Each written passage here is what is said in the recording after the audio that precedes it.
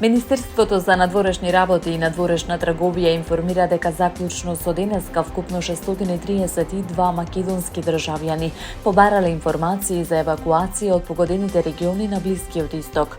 Според официјалните податоци, 136 лица се пријавени во Доха, додека бројката на пријавени во Абу Даби континуирано расте. Во моментов изнесува околу 477 лица. Во однос на македонските државјани во Израел, бројката останува непроменета. За 6 лица со посредство на Министерството евакуацијата е веќе реализирана и тие на сопствен трошок со комерцијални летови заминале кон Скопје. Останатите 6 лица кои изразиле подготвеност за евакуација во текот на денот ќе бидат транспортирани по копнен пат од Израел во Египет со асистенција на дипломатско-конзуларните представништва. Тие ќе бидат сместени на безбедна локација во хотел на товар на државата, се очекува утре со владиниот авион да заминат кон Скопје.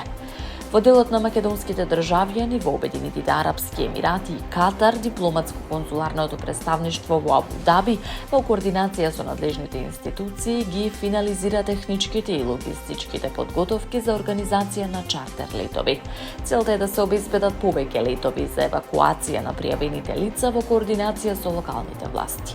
Истовремено, дипломатско-конзуларните представништва подготвуваат и посебен план за евакуација на македонските државјани кои се наоѓаат во Бахреин и Кувајт. Министерството останува во постојан контакт со граѓаните и во редовна координација со надлежните институции со цел безбедно и навремено спроведување на евакуацијата. Од Министерството упатуваат апел до сите македонски државјани кои се наоѓаат во погодените региони, доколку се уште не се пријавиле, веднаш да стапат во контакт со надлежното дипломатско-консуларно представништво или со СОС бројот на Министерството.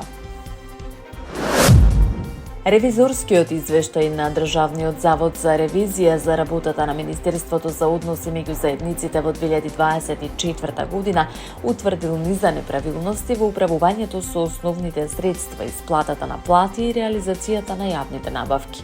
Според извештајот, од вкупно 957 основни средства, компјутери, лаптопи, принтери, скенери, ТВ апарати и друга опрема, дури 267 не биле попишани, бидејќи не биле пронајдени при физичкиот попис. Во материјалната евиденција биле заведени 88 лаптопи, од кои 30 не биле пронајдени. Ревизорите посочуваат дека Министерството немало воспоставена пракса за издавање реверси за задолжување на вработените со опрема. Дополнително 8 мобилни телефони обезбедени преку СОЗР во 2024 година не биле евидентирани во финансиските извештаи, ниту попишани од пописната комисија. Во однос на платите за 244 вработени биле исплатени 165 милиони и 10.000 денари, од кои најголемиот дел за 150 вработени, ангажирани преку подпрограмата К5, соодветна и правична застапеност на заедниците, како и преведувачи. За 61% од овие вработени исплатата се вршела без обезбеден доказ за присутност на работа и полно работно време и покрај тоа што постоела електронска евиденција на работното време. Ревизијата утврдила неправилности во трошењето средства за гориво. Во извештајниот период били исплатени 516.000 денари за нафтени деривати, без контрола на регистарските таблички и видот на горивото. Со тоа било возможно гориво да точат возила кои не се во собственост на Министерството или возила кои нема податоци за регистарски броеви, како и набавка на течен нафтен газ кој не бил предвиден во договорот за јавна набавка. Во периодот до 23 јуни 2024 со Министерството раководел Артан Груби, додека по формирањето на новата влада, предводена од премиерот Христијан Мицкоски, функцијата е превземал Иван Стојковиќ.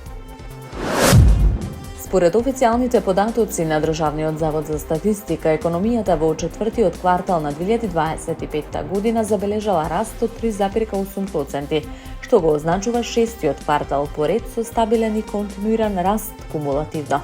Растот за целата 2025 година изнесува 3,5%.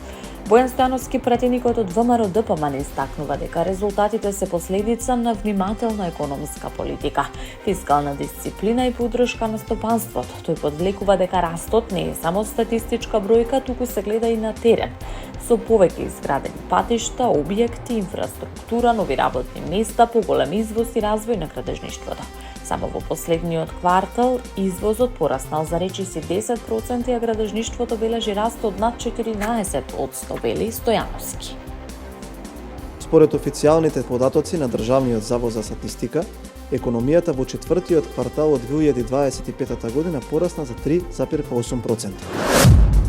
Вице-гувернерката на Народната банка на Македонија, Ана Митринска, уверува дека Централната банка внимателно ги следи глобалните случувања, особено конфликтите на Блискиот Исток, и е подготвена да интервенира, доколку се појават подолготраени изразени ефекти врз домашната економија.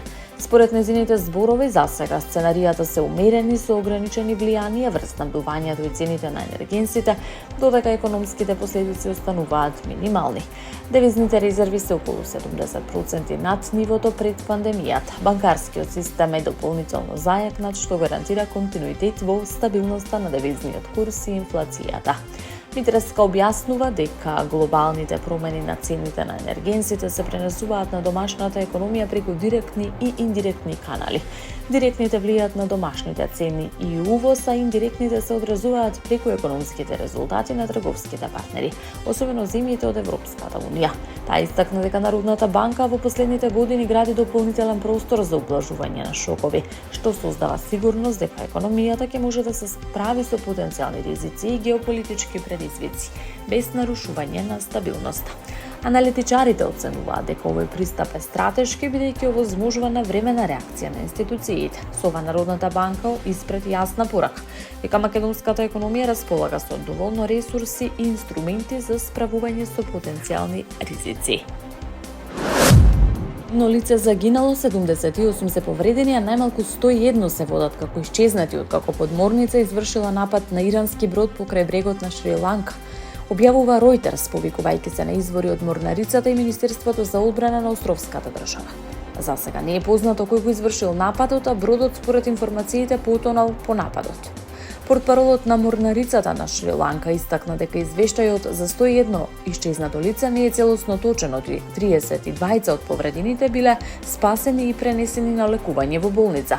Министерот за надворешни работи на Шри-Ланка, Виджита Херат, информираше дека спасувачките операции започнале утрото околу 6 часот по локално време. Според избори од морнарицата, кои побарале да останат анонимни, до сега биле спасени 79 лица. Едно од нив со сериозни повреди, додека се верува дека 101 лице се уште се води како исчезнато. Едно од повредените лица е хоспитализирано во меѓувреме. Локалните медиуми јавуваат дека бродот испратил повик за помош во близина на градот Гале покрај јужниот брег на Шри-Ланка и дека повредените се примени во локалната болница. Министерот додаде дека војската спасила најмалку 30 лица и дека земјата ќе преземе соодветни мерки за безбедност и помош на преживеаните.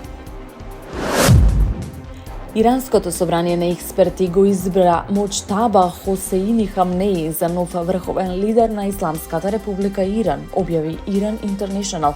Овој избор следува само неколку дена по убиството на неговиот татко, долгогодишниот Ајатолах Али Хамнеи, кој загина во израелски воздушен напад. Процесот на брза транзиција на власта и изборот на нов водач бил спроведен под силен притисок, а собранието на експерти заседавало виртуелно поради неодамнешните напади врз неговите комплекси. Овој потек ја потврдува намерата на Техеран да одржи цврст радикален курс и континуитет на режимот, дури во услови на војни конфликти и меѓународни притисоци. Моџтаба Хамнеи, вториот најстар син на убиениот лидер, има долги корени во безбедносниот и воениот апарат на државата. Тој учествувал во војната меѓу Иран и Ирак како дел од револуционерната гарда и го презел оперативното раководство на паравојната организација Басидж, која имала клучна улога во насилното задушување на масовните антивладени протести по претседателските избори во 2009-та. Неговото назначување на највисоката верска и политичка функција испраќа јасна порака до меѓународната заедница и домашната јавност дека иранското раководство не планира никакви отстапки или поумерени политики во наредниот период.